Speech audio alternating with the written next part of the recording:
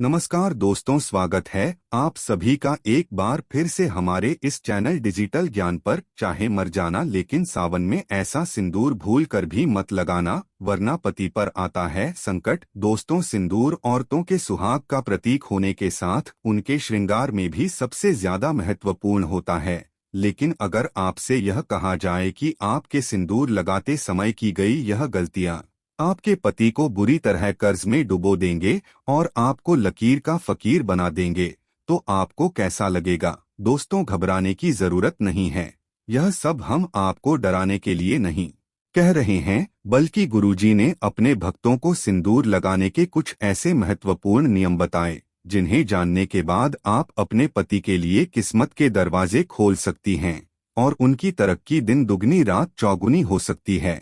लेकिन वही साथ में गुरुजी ने यह भी बताया कि जो औरतें सिंदूर लगाते समय यह गलतियां करती हैं, उनके पति की उम्र तो कम होती ही है, साथ ही दुर्भाग्य भी उनके दरवाजे पर दस्तक देता है।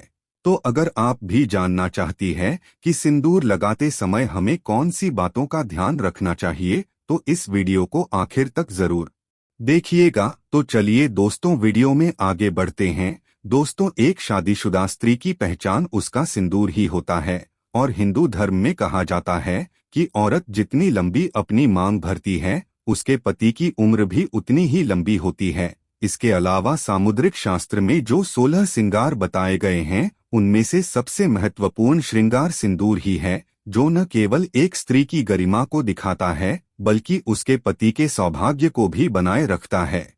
लेकिन आधुनिकता के चलते औरतों में मॉडर्न बनने की होड़ में इस परंपरा को एक तरफ उठाकर रख दिया है। अब या तो महिलाएं अपनी मांग में सिंदूर लगाती ही नहीं हैं, या फिर टेढ़ी मेढ़ी मांग बनाकर उल्टा सीधा सिंदूर भरने लगी है, और इसकी वजह से उनके जीवन में परेशानियां चलती रहती हैं और फिर वह औरतें अपने भाग्य को और भगवान को दोष देती है।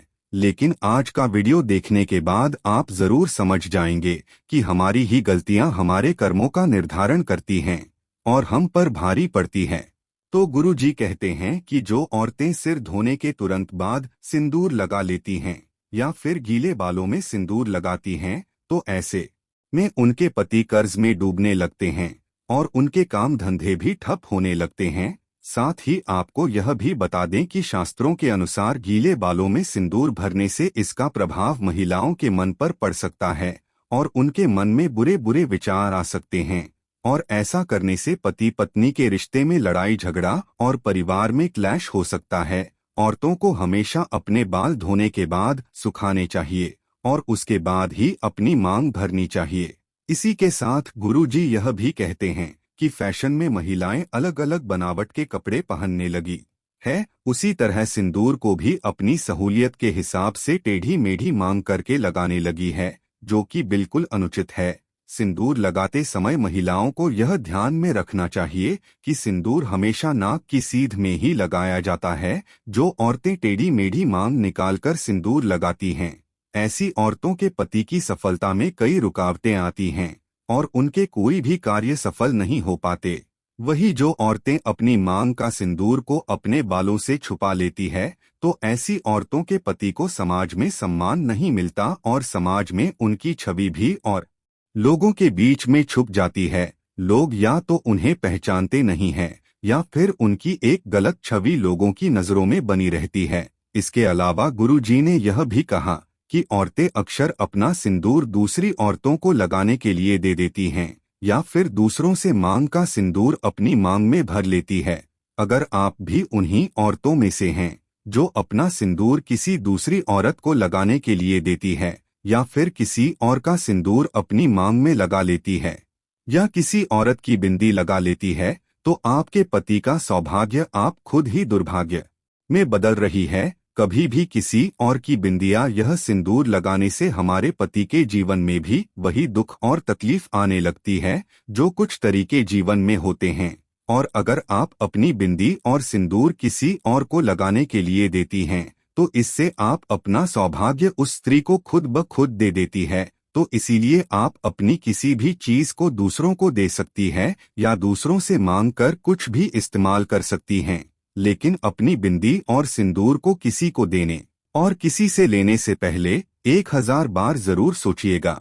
इसी के साथ दोस्तों, गुरु जी ने सिंदूर लगाते समय हमें किन बातों का ध्यान रखना चाहिए यह भी बताया। गुरु जी कहते हैं कि औरतों को हमेशा नाक की सीध में लंबा सिंदूर लगाना चाहिए। माना जाता है कि औरत अपनी मांग जितनी लंबी भरती है, उसके पति की आयु भी उतनी ही लंबी होती है और उसकी तरक्की के रास्ते भी खुलते चले जाते हैं। अगर आप एक कामकाजी महिला हैं और हर रोज सिंदूर लगाना आपके लिए मुमकिन नहीं है, तो आप ध्यान रखें कि 30 त्योहार के मौके पर सिंदूर जरूर लगाएं और हो सके तो जब भी आप किसी मंदिर या फिर पवित्र स्थान पर जाएं तो वहां का सिंदूर लेकर अपनी मांग में जरूर भरें। और जिन स्त्रियों की नई नई शादी हुई है वह अपनी शादी का सिंदूर संभाल कर रखें और उसी सिंदूर में और सिंदूर मिलाकर लगाते रहे और कम से कम 40 दिनों तक यह सिंदूर जरूर लगाकर रखें। इसी के साथ गुरु जी ने यह भी कहा कि 30 त्योहारों के मौके पर करवा चौथ पर अपने पति से सिंदूर लगवाना भी आपके सौभाग्य को बढ़ा सकता है। इसी के साथ महिलाओं को यह ध्यान रखना चाहिए कि सिंदूर लगाते समय अगर सिंदूर उनकी नाक पर गिर जाता है तो उनके पति की आयु बढ़ जाती है। वहीं अगर सिंदूर गलती से जमीन पर गिर जाता है तो इससे महिलाओं के जीवन में जरूर कोई ना कोई संकट आने वाला होता है। तो सिंदूर लगाते समय इन बातों का विशेष ख्याल रखना चाहिए। हमारे हिंदू धर्म में एक कथा प्रचलित है कि वनवास के बाद जब एक बार सीता माता अपनी मांग को सिंदूर से भर रही थी, तब हनुमान जी सीता माता के पास जाकर पूछते हैं कि माता, आप यह क्या कर रही हैं?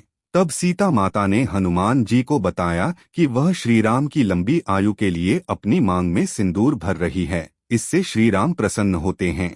तब हनुमान जी ने सोचा कि अगर इतना सा सिंदूर लगाने से उनके प्रभु की आयु बढ़ सकती है तो क्यों ना वह अपने पूरे शरीर पर सिंदूर लगा ले। और तभी से हनुमान जी पर सिंदूर चढ़ाने की प्रथा बन गई। तो देखा आपने, अगर सिंदूर में इतनी शक्ति है कि वहां भगवान की आयु बढ़ा सकता है तो इंसान की तो बात ही क्या है। तो दोस्तों, सिंदूर वास्तव में एक महिला के सौभाग्य से जुड़ा होता है, क्योंकि हर एक इंसान के भीतर 7 चक्र होते हैं और जो महिलाएं नियमित रूप से सिंदूर लगाती हैं उनका 7वां चक्र यानी कि आज्ञा चक्र बिना किसी मेहनत के तपस्या के एक्टिवेट हो जाता है।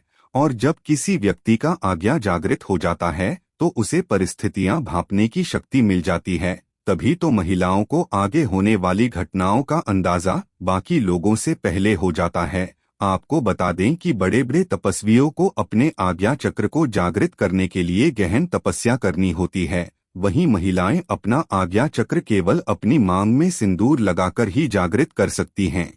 वहीं विवाहिता के लिए तो सिंदूर न केवल उनके सौभाग्य बल्कि सुहाग का भी प्रतीक है और वह स्त्रियां अपने पति के हृदय में एक विशेष जग भी प्राप्त करती हैं, जो अपने पति के नाम की मांग हर रोज भरती है। तो दोस्तों, औरतों को यह हमेशा ध्यान रखना चाहिए कि सिंदूर न केवल उनके पति की आयु लंबी करता है बल्कि उनकी चेतना शक्ति को भी जगा देता है। तो सिंदूर लगाना न केवल उनके पति के सौभाग्य से जुड़ा है बल्कि स्त्रियों की मानसिक शांति से भी जुड़ा है। हर रोज सिंदूर लगाने वाली स्त्रियों का मंगल मजबूत रहता है।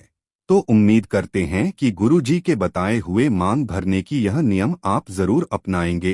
तो मित्रों, यह थी आज की हमारी जानकारी। यदि आपको आज की हमारी जानकारी अच्छी लगी हो तो कृपया इस वीडियो को लाइक एवं चैनल को सब्सक्राइब जरूर करें। धन्यवाद। जय श्री कृष्णा। ओम नमः शिवाय। राधे राधे।